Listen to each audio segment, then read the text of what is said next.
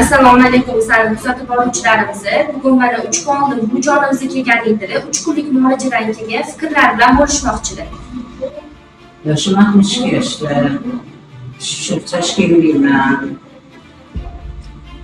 3 oy 4 oydan beri, 3 oy 4 oydan beri hassada keldim shu yerga.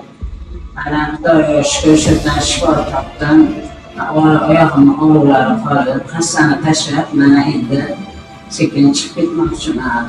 Rahmat shu doktorlarimizga, medsestralarimizga rahmat. Sog' bo'lishsin, hammaga shunaqa yaxshi xizmatlarni qilib yurishsin. Kelinglar sizlar ham shifo topinglar shu bilan. Hamma kasal bo'lmasin, kichkina hamma sog'-salomat bo'lsin. Yengillik oldingizmi harakatlaringizni?